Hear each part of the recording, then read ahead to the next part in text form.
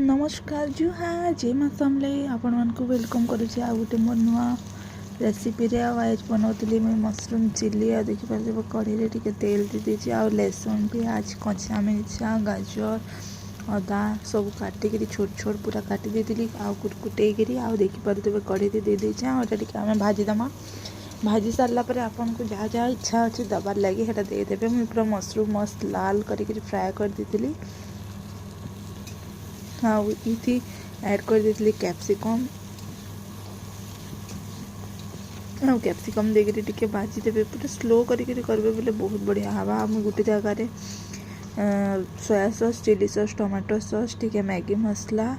आ Kashmir powder नून चीनी देकर गोटे मस्त गोटे गिनारे पूरा घाटी देती आ मशरूम फ्राए होकर मोर रेडी होता देखिपे मुई क्या करी जेहेतु टिके बनाबार था माने आम दुही लोक खाएमु मुई आ रोजी तो मुई क्या करी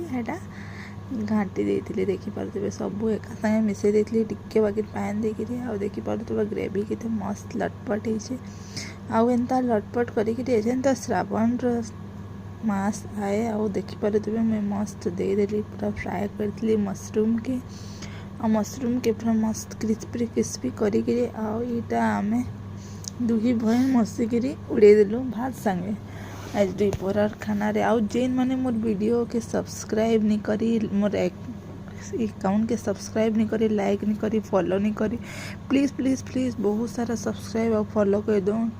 आती मुझे धनिया पत्तर टिके दे देती आउ सेनु का